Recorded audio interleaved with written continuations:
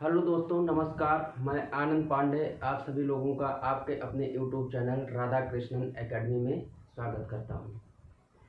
जैसा कि आप सभी लोगों को पता है कि हम लोग फिजिक्स में कहाँ तक पढ़ चुके हैं। हम लोगों ने जो है अब तक मापन और मापन के बाद फिर विमा के बारे में पढ़ चुके हैं।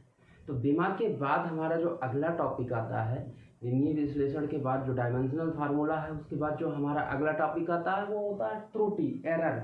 हम लोग जब कोई भी एक्सपेरिमेंट करते हैं तो एक्सपेरिमेंट के दौरान जो एरर आ जाता है, वो एरर कैसे आता है, कहाँ कहाँ से आता है, एरर होता क्या है और एरर को हम मापें कैसे, इन सब के बारे में जो है आज के क्लास में हम लोग देखेंगे कि एरर कितने टाइप्स के होते हैं, एरर को जो है मापें कैसे। और लगभग जो हम यूपी-टीजीटी का जब पेपर देंगे या फिर जूनियर जो विज्ञान वर्गीय और गणित और विज्ञान वर्ग के जो लोग हैं वो लोग जो पेपर देंगे उसमें आपसे इस टॉपिक से क्वेश्चन पूछा जाना तय है।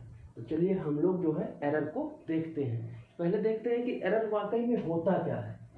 एरर जो है, त्रुटि क्या होता है, तो क्या होता है, किसी भौतिक राशि के मान में होने वाली अशुद्धियों को त्रुटि कहते हैं।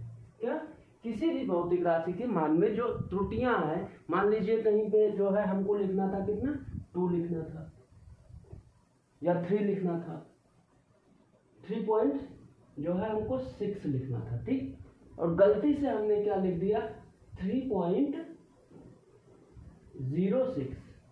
तो ये जो अशुद्धियां हैं भौतिक राशि के मान में, ये जितनी भी सारी ये जो अशुद्धियां हैं, ये जो इसी को हम क्या कहते हैं, त्रुटि कहते हैं। इसी को हम क्या कहते हैं, त्रुटि कहते हैं। अच्छा, त्रुटि अब कितने प्रकार की होती है, कितने टाइप्स की होती है, ये भी हम लोग देख लेते हैं। त्रुटि जो है मुख्य रूप से 3 प्रकार की होती है। जिस त्रुटि कितने प्रकार की होती है, 3 प्रकार की होती है। कौन कौन सी? एक होती है क्रमबद्ध त्रुटि, दूसरा होता है यादृच्छिक त्रुटि और तीसरा होता है स्थूल या गंभीर त्रुटि। तो क्रमबद्ध त्रुटि क्या होती है, यादृच्छिक त्रुटि क्या होती है, स्थूल या गंभीर त्रुटि क्या होती है, इसको हम लोग देखते हैं।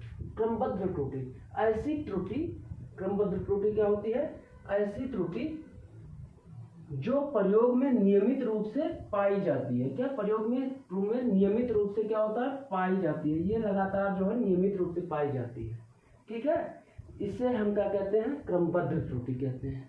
जो हम एक्सपेरिमेंट करते हैं तो लगातार वही आता है, जबकि वो एक्चुअल में होता नहीं है। उसी को हम क्या कहते हैं, जो है क्रमबद्ध त्रुटि कहते हैं। दूसरा है यादृच्छिक त्रुटि। यादृच्छिक त्रुटि किसे कहते हैं, ऐसी त्रुटि जिसके स्रोत, मतलब कुछ त्रुटियां जब हम एक्सपेरिमेंट करने जाते हैं, प्रयोग करने जाते हैं, तो कुछ त्रुटियां ऐसी हो जाती हैं जिसके स्रोत के बारे में जैसे हमें पता ही नहीं चलता कि ये त्रुटि हुई तो कहाँ से हुई, ये त्रुटि जो एरर है ये कहाँ से हुआ, किस प्रकार हुआ, इसके स्रोत के बारे में, इसके सोर्स के बारे में हमें पता नहीं चलता और उसको हम जो है दूर नहीं कर सकते।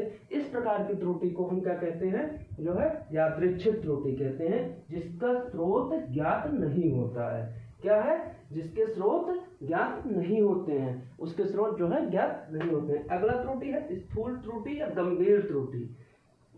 स्थूल त्रुटि या गंभीर त्रुटि में क्या होता है, जो एक्सपेरिमेंटल होता है, जो एक्सपेरिमेंट कर रहा होता है, वो कोई लापरवाही कर दे जिसके कारण वो जो वैल्यूज हैं उनको लिखने में जो है गड़बड़ी कर दे, या कुछ चीज़ें कम या ज़्यादा जिससे जो है एक्सपेरिमेंट में कम या ज़्यादा अनुपात में कर दे, तो उससे जो त्रुटि होती है उसको हम स्थूल या गंभीर त्रुटि कहते हैं। इसमें जो पर्यवेक्षक होता है उसकी जो है गलती होती है, वो लापरवाही करता है, तो क्या होगा, स्थूल त्रुटि में जो है, स्थूल त्रुटि क्या होता है, पर्यवेक्षकों की लापरवाही से होने वाली जो त्रुटियां होती हैं, जो एक्सपेरिमेंट करने वाले होते हैं उनकी लापरवाही से जो होने वाली त्रुटियां होती हैं, उसको हम क्या कहते हैं, स्थूल या गंभीर त्रुटि। इसके बाद जो है हम लोग देखते हैं कि क्रमबद्ध त्रुटि कितने प्रकार के होते हैं। जो क्रमबद्ध त्रुटि है ये भी कई प्रकार के होते हैं, तो यहीं पे हम लोग समझ लेते हैं क्रमबद्ध त्रुटि को। तो एक मिनट, क्रमबद्ध त्रुटि को जो है हम लोग यहीं पे समझ लेते हैं कि क्रमबद्ध त्रुटि कितने प्रकार के होते हैं, ठीक। तो क्रमबद्ध त्रुटि जो है वो एक तो होता है हमारा यांत्रिक त्रुटि, दूसरा होता है हमारा व्यक्तिगत त्रुटि, तीसरा होता है प्रायोगिक त्रुटि और चौथा होता है वातावरणीय त्रुटि। ठीक, तो यांत्रिक त्रुटि, तो ऐसी त्रुटि क्रमबद्ध त्रुटि में जो है ये 4 प्रकार की होती है। क्रमबद्ध त्रुटि जो हमारी होती है ये 4 प्रकार की होती है। कितनी प्रकार की होती है? 4 प्रकार की होती है। कौन कौन सी देखते हैं। पहला है यांत्रिक त्रुटि। क्या है? यांत्रिक त्रुटि। यांत्रिक त्रुटि ऐसी त्रुटि जो मशीनों के द्वारा होती है, जो हम एक्सपेरिमेंट करने के दौरान जिन मशीनों का, जिन उपकरणों का हम प्रयोग कर रहे होते हैं, यूज कर रहे होते हैं, उसके थ्रू जो त्रुटि होगी उसको जो है हम क्या कहते हैं? यांत्रिक त्रुटि कहते हैं। दूसरा होता है व्यक्तिगत त्रुटि। क्या होता है? व्यक्तिगत त्रुटि होता है। व्यक्तिगत त्रुटि, व्यक्तिगत त्रुटि ऐसी त्रुटियां होती हैं जो हम लोगों के द्वारा जो एक्सपेरिमेंट कर रहा होता है उसकी पर्सनल कुछ भूल हो जाती है, कुछ चीजें जो है भूल जाता है, इसकी वजह से जो त्रुटि होती है उसको हम कहते हैं व्यक्तिगत त्रुटि। तीसरा होता है प्रायोगिक त्रुटि। प्रायोगिक त्रुटि यानी एक्सपेरिमेंटल त्रुटि। प्रायोगिक त्रुटि यानी कि एक्सपेरिमेंटल त्रुटि। प्रायोगिक त्रुटि यानी एक्सपेरिमेंटल। ये एक्सपेरिमेंट करने के दौरान जब हम जो प्रयोग कर रहे होते हैं तो उसमें जो त्रुटियां होती है उसको हम प्रायोगिक त्रुटि कहते हैं। और चौथा होता है एटमॉस्फेयर यानी वातावरणीय त्रुटि। क्या होता है? वातावरणीय त्रुटि। ये जो है एटमॉस्फेयर या वातावरण के कारण जो त्रुटि होती है उसको हम जो है क्या कहते हैं? वातावरणीय त्रुटि। वातावरणीय त्रुटि कहते हैं। जैसे मान लो कोई भी हल्की चीज हम वजन कर रहे हैं, वेट कर रहे हैं और हवा तेजी से चल रही है, उसको हम नियंत्रित नहीं कर पा रहे हैं, उसके थ्रू जैसे आप मान लो तराजू है जो जिससे हम मापते हैं और हवा काफी तेज चल रही है, उसके थ्रू जो हमारे मापने में जो त्रुटि आती है वो किसका देन है? वो उस हवा के कारण है, उस एटमॉस्फेयर के कारण है। ऐसी त्रुटि को जो है हम क्या कहते हैं? वातावरणीय त्रुटि कहते हैं। तो आई होप कि ये सारी कंडीशन आप सभी लोगों को समझ में आ गई हो। तो हम लोग देखते हैं कि जो है त्रुटि की गणना कैसे की जाती है, त्रुटि की गणना कितने प्रकार से की जाती है। तो त्रुटि की गणना जो है वो एक है निरपेक्ष तरीके से हम कर सकते हैं, माध्य निरपेक्ष या औसत त्रुटि जो होता है, तीसरा है सापेक्ष त्रुटि और चौथा है प्रतिशत त्रुटि। ठीक, तो हम लोग देखते हैं कि निरपेक्ष त्रुटि क्या है। तो निरपेक्ष त्रुटि यह है कि मापित मान, किसमें? मापित राशि के वास्तविक मान तथा प्रायोगिक मान में होने वाले अंतर को, क्या अंतर को निरपेक्ष त्रुटि कहते हैं। होने वाले अंतर को ही हम क्या कहते हैं? निरपेक्ष त्रुटि कहते हैं। जैसे मान लेते हैं किसी का जो है हमने मापा किसी को, वो हमारे प्रायोगिक जो हमारा मान है वो आ गया 2.02 kg। कोई द्रव्यमान था उसको हमने मापा, कितना आ गया? 0.02 kg। जबकि उसकी जो रियल वैल्यू थी वो रियल वैल्यू कितनी थी? उसकी रियल वैल्यू थी मान लेते हैं हम जो है 2 kg। कितना थी? 2 kg थी।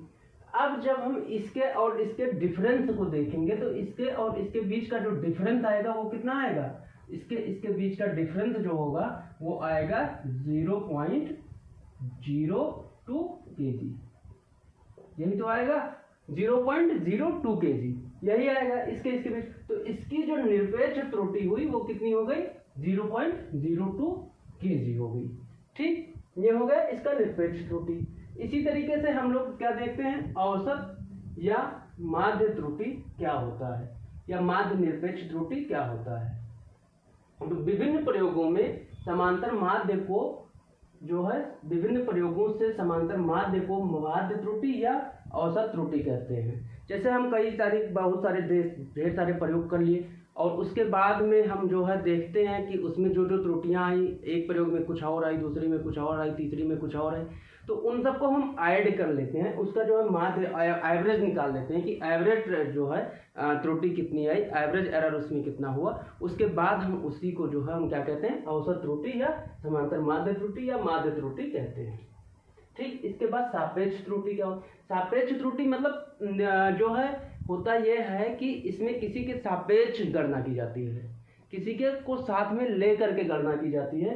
तो यह क्या है कि किसी भौतिक राशि के विभिन्न परीक्षणों की माध्य निरपेक्ष त्रुटि का वास्तविक मान से भाग देने पर, मतलब जितना भी जो है, जो हम मान लीजिए एक ही है, यही है, इसमें कितना एरर आया है 0.02, कितना एरर आया है 0.02 kg, इतना ही तो आया है इसमें एरर। इसमें निरपेक्ष त्रुटि कितनी है और इसका रियल वैल्यू कितना है, रियल वैल्यू कितना है 2 kg, कितना है 2 kg।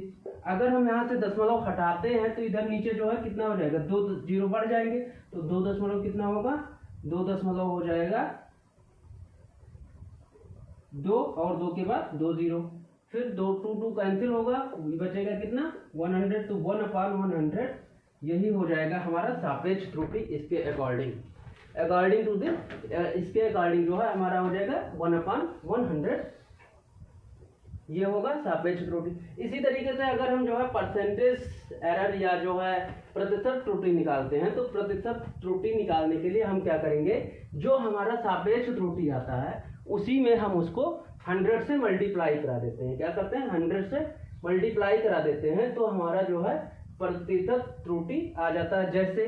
जैसे हमारा जो रियल मान आया था, कितना आया था 0.02 आया था, तो वो लिख दिए, और जो परसेंटेज एरर था उसके बाद में इसमें कितनी वास्तविक वैल्यू है 2 इंटू क्या होगा 100, यहाँ से ये 2 जीरो इधर जाएगा तो जो है कैरी वो हो जाएगा, तो कितना होगा 1, तो कितनी परसेंटेज एरर आएगी 1%, यानी हमारे मापने में कितना एरर हुआ, 1% की हमने गलती की है उसको मापने में, ये होता है परसेंटेज एरर या प्रतिशत त्रुटि। तो बस आज के क्लास में इतना ही।